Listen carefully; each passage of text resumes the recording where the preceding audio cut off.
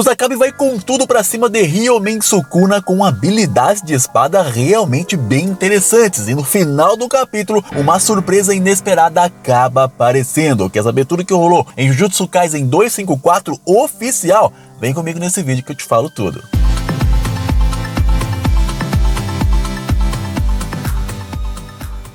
Fala galera, beleza?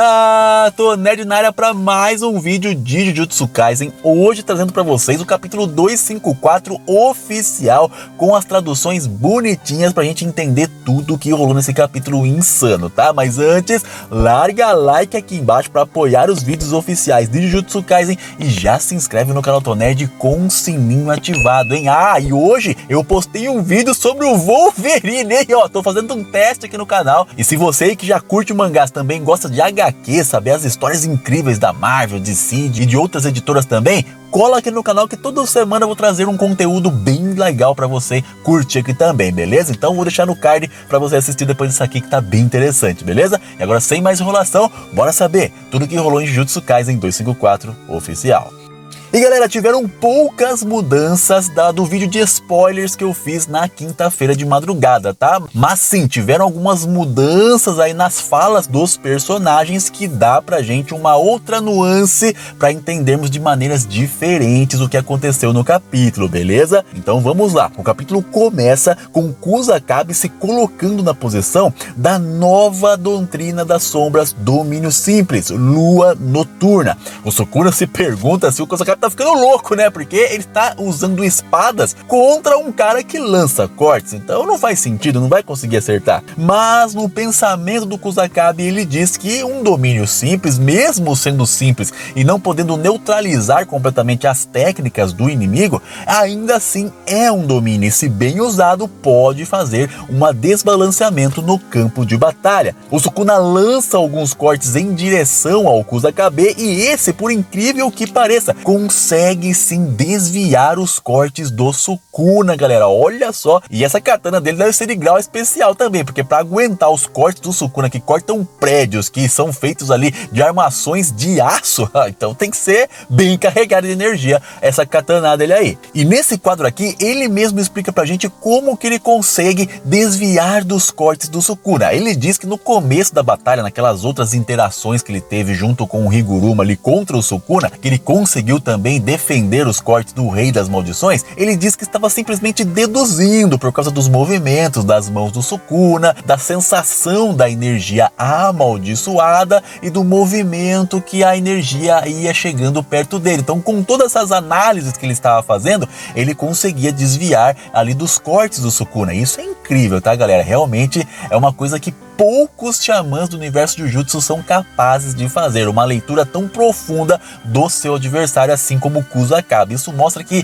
de todos os professores das escolas de Jujutsu, provavelmente o Kusakabe seja o mais inteirado na feitiçaria de todos eles, tá? Então seria o melhor professor de Jujutsu Kaisen. Mas voltando para os pensamentos dele, ele completa dizendo que nesse momento a coisa é completamente diferente. Quando ele ativa esse novo estilo de domínio simples, ele consegue programar esse domínio para fazer com que o seu corpo haja de forma automática. Isso nos lembra do instinto superior lá de Dragon Ball, que o Goku desvia de tudo sem pensar, sem usar o cérebro. O corpo faz tudo sozinho, por instinto, não é verdade? E aqui é a mesma coisa.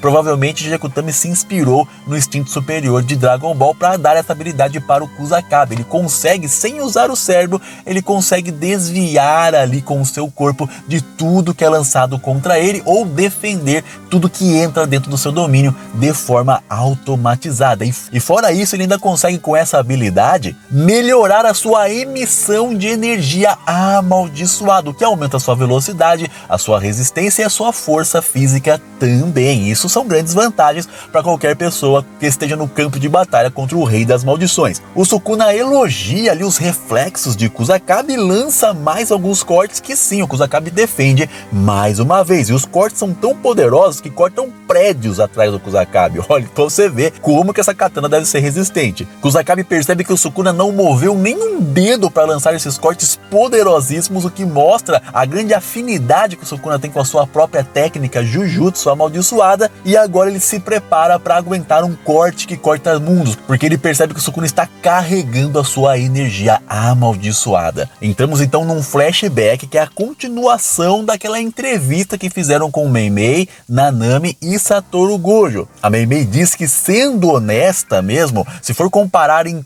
quantidade de energia amaldiçoada, em potência de ataque, tanto ela como Nanami são mais potentes, têm mais energia que o Kusakabe, mas mesmo assim o Nanami diz que não consegue se enxergar vencendo o Kusakabe no 1 contra 1, ele não consegue enxergar isso. Não é que ele não seja forte o suficiente para vencer o Kusakabe, mas por conta do Kusakabe ter um grande intelecto de batalha e um vasto conhecimento no mundo Jujutsu, da feitiçaria e da energia amaldiçoada, ele não consegue se imaginar vencendo em uma luta franca contra o próprio Kusakabe. Ou seja, a experiência falando mais alto do que a força bruta, galera. É o que acontece com o Sukuna. Ele não é só força bruta. Em força bruta, no Taijutsu, o Gojo era muito mais forte que ele, não é verdade? Mas a experiência do Sukuna que faz toda a diferença nas suas batalhas. A Mei Mei então diz aqui, diferente dos spoilers que nós interpretamos como se ela estivesse ali cantando o Kusakabe, ela diz que o Kusakabe é um cara tão experiente, que tem um intelecto tão bom para sobreviver em qualquer ambiente, que ela levaria ele se fosse para uma ilha deserta, porque ele ajudaria ela a sobreviver de forma mais fácil. Então não é porque ela queria ter um relacionamento com o Kusakabe, tá? Então foi uma interpretação errada dos vazadores, tá bom? Mas aqui é mais nesse sentido, que ela levaria ele porque ele é um cara experiente que consegue se virar em qualquer situação. E o Satoru Gojo, comprando um sorvetão italiano, né, que nós curte pra caramba aqui, eu com o Miguel, diz que o Kusakabe tem várias cartas na manga, e uma delas é o seu domínio simples, que é algo que qualquer xamã tem que pôr pactos, sim, pôr pactos para poder dominar essa habilidade. Já o Kusakabe não, ele conseguiu melhorar inclusive o seu domínio simples sem colocar nenhum pacto restritivo para isso, e que o alcance do domínio simples do Kusakabe é muito grande. E então ele dá uma mordidoca do sorvetão italiano. Esse Satoru Gojo não tem jeito. A cena volta para o campo de batalha e nós vemos isso que o Satoru Gojo falou na prática. O Kusakabe expande o seu domínio simples. Lembra? Sempre que nós vemos domínio simples, seja o Satoru Gojo, seja Tsukumi Yuki ou qualquer outro personagem, o domínio fica ali a 1-2 metros de raio em torno do personagem que está o emitindo, certo? Já que o Kusakabe não, cara. Ele expande o domínio a tal ponto que ele consegue envolver até o próprio Sukuna. E isso surpreende o Rei das Maldições. E ele mesmo diz que o Kusakabe expandiu o seu domínio simples para poder impedir o Sukuna de carregar a sua energia amaldiçoada para expandir o alvo da técnica. Olha o absurdo que a estratégia pode fazer numa luta como essa. A gente tem então mais um pedacinho do flashback onde a Mei Mei fala que essa habilidade do Kusakabe normalmente é para contra-atacar o seu adversário, mas que quando o adversário cai dentro do domínio do Kusakabe, ele então o expande, para que ele então possa, além de defender de forma automática tudo que entra no seu domínio, quando ele envolve o seu adversário, ele pode atacar de forma automatizada. Ou seja, o Kusakabe, quando ele tem um adversário dentro do seu domínio, ele não é só um instinto superior que serve para desviar de tudo que é lançado contra ele, como ele está fazendo até agora contra o Sukuna. Ele também consegue atacar de forma automatizada, ou seja, o cérebro do Kusakabe não está emitindo ondas elétricas para os seus músculos agirem, não, o seu corpo está agindo de forma automática, e o que aumenta a velocidade e aumenta também a potência dos ataques do Kusakabe no campo de batalha. Ele está agindo de forma completamente automática, ele apagou e o corpo está ali tomando a frente das suas ações, e nós vemos isso acontecendo. O Kusakabe dispara em direção do Sukuna dezenas de cortes muito rápidos, que o Nanami chega a dizer que não imagina um ser humano ou feiticeiro Jujutsu que poderia defender-se de todos esses ataques rápidos do Kusakabe. Kusakabe que são imprevisíveis. Só apenas um que não precisaria nem desviar, que é o próprio Satoru Gojo, né? Daí é roubar, né, pô? O cara não precisa nem desviar, pô. Tá lá o Mugen pra proteger o cara, mas fora o Gojo, o Nanami não conhecia ninguém que conseguisse se defender desse ataque berserker aí do Kusakabe. Nós vemos isso na prática. O Sukuna, com os 4 braços abertos, nem percebe o que passou por ele. Ele leva todos os cortes do Kusakabe. Mas aí entra aquele grande problema de Jujutsu Kaisen, que é a discrepância, a disparidade da energia amaldiçoada e do nível de poder dos personagens que vão lutar, galera. É que nem eu falo da fala amaldiçoada. Nas mãos do Togi Inumaki, a fala amaldiçoada não consegue fazer nada contra uma maldição ou um feiticeiro de grau especial. Já nas mãos ou na boca, né, de um cara como Yuto Kotsu, que tem muito mais energia que o próprio Togi Inumaki, ele consegue até mesmo paralisar o Sukuna por alguns instantes, que é um cara extremamente poderoso. Então aqui entra o mesmo princípio, tá? Como o Kusakabe é muito inferior ao Sukuna, por mais que ele acertou dezenas de cortes no corpo do Sukuna sem que o Sukuna percebesse o seu avanço, o Sukuna é muito mais poderoso e os cortes são apenas superficiais. E a discrepância de poder é tão grande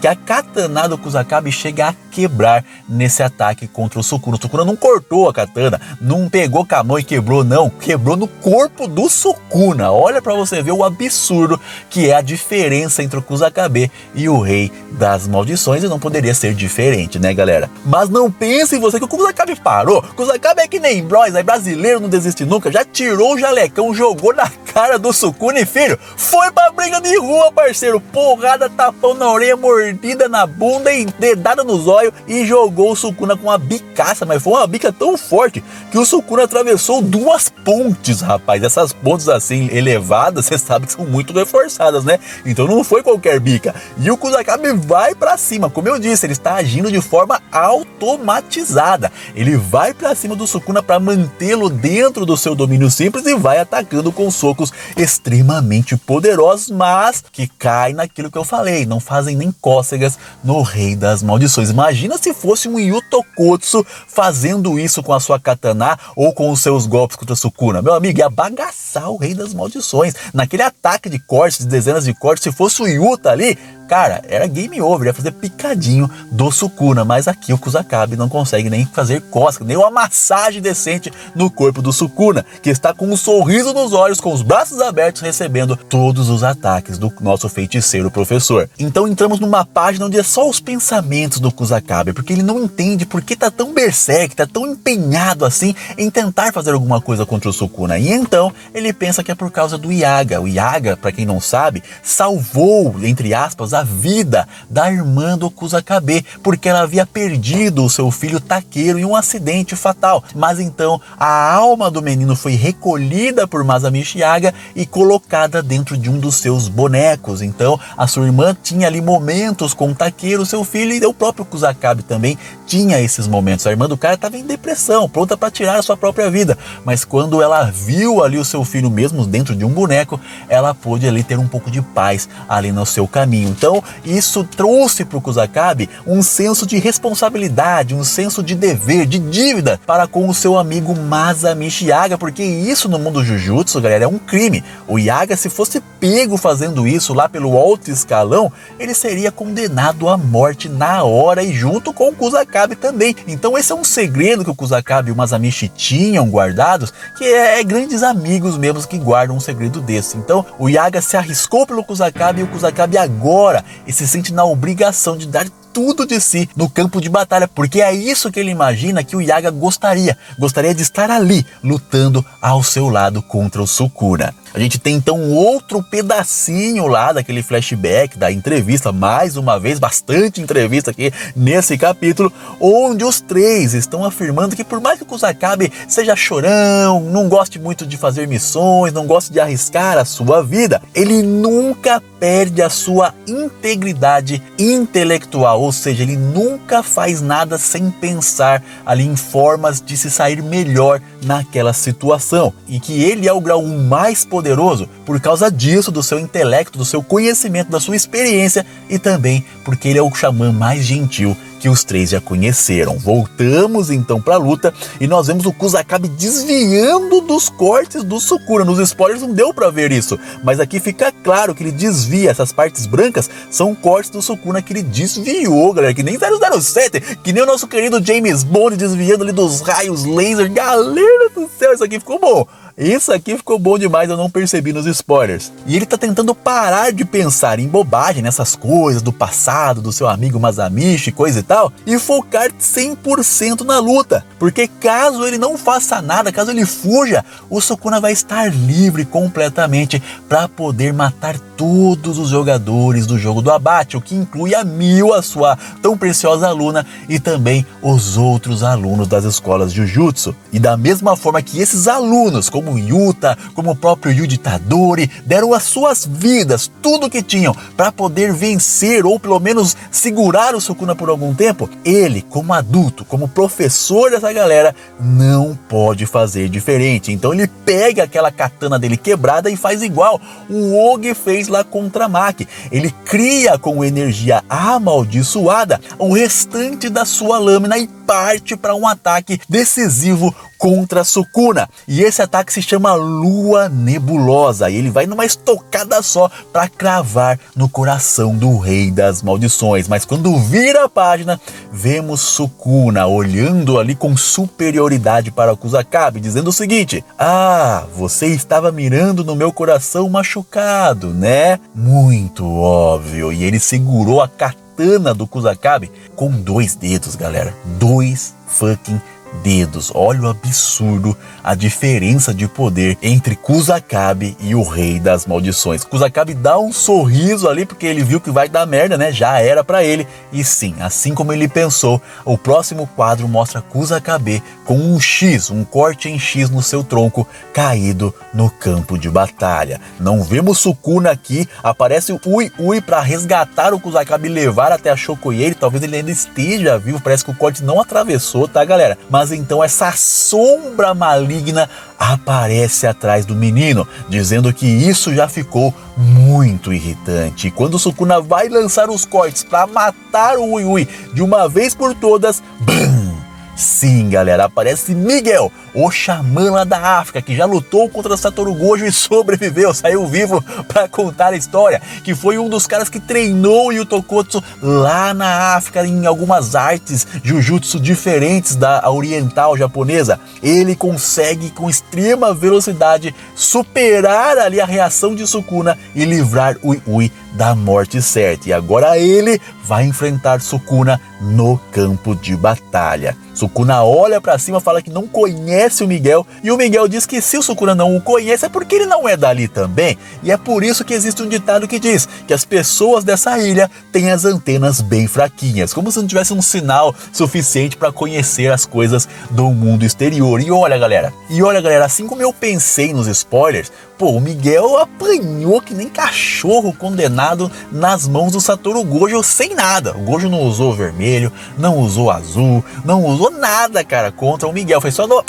porrada franca carregada com energia amaldiçoada, e o Miguel sofreu na mão do gatão dos olhos azuis. Então, contra um Sukuna que não tem paciência de bater com a mão, ele vai mandar corte pra matar o cara já, eu pensei, pô, não vai durar nada no campo de batalha, né? Mas daí tem um porém. Depois, pensando, reformulando, relendo as coisas, eu fiz esse vídeo aqui, onde eu mostro pra você um caminho alternativo onde o Kusakabe pode dar trabalho ao Rei das Maldições. Assiste esse vídeo no card que vai explodir a sua mente, tá? Ele pode estar em posse de uma das armas mais absurdas do universo de Jujutsu Kaisen, que pode sim fazer frente ao Sukuna no campo de batalha. Mas vai assistir o vídeo lá para você entender certinho essa teoria, beleza? E se você chegou até aqui, gostou do capítulo, quer saber o que vai rolar no próximo capítulo na semana que vem, quinta-feira de madrugada, então você tem que estar inscrito aqui com o sininho ativado, porque eu lanço de madruga, às vezes quarta, às vezes quinta, é assim, não dá para saber, nem eu mesmo sei o horário certinho que sai. Então, se você quer ser um dos primeiros a receber os vazamentos, galera, tem que estar inscrito, tem que estar com o sininho ativado, porque assim o YouTube vai lá e te avisa quando o vídeo de spoilers do 255 sair. E o canal Tonerd é um dos primeiros canais, se não o primeiro canal brasileiro a lançar os vídeos de spoiler. Então vale a pena fazer parte da família Tonerd também para ficar inteirado do mundo Jujutsu. Fora isso, eu falo de Solo Leveling, falo de One Punch Man. Como eu disse lá no começo do vídeo, hoje sai vídeo de Wolverine, cara, as mortes mais terríveis do Wolverine nas HQs da Marvel. Então vale a pena se inscrever, que tem muito conteúdo que eu tenho certeza que vai acrescentar bastante e vai te divertir nos seus dias na sua casa. Beleza, galera? Vou deixar 2 vídeos na tela final, estão muito top, vale a pena assistir. E é isso, esse é o fim do vídeo. Obrigado por permanecer até aqui e valeu!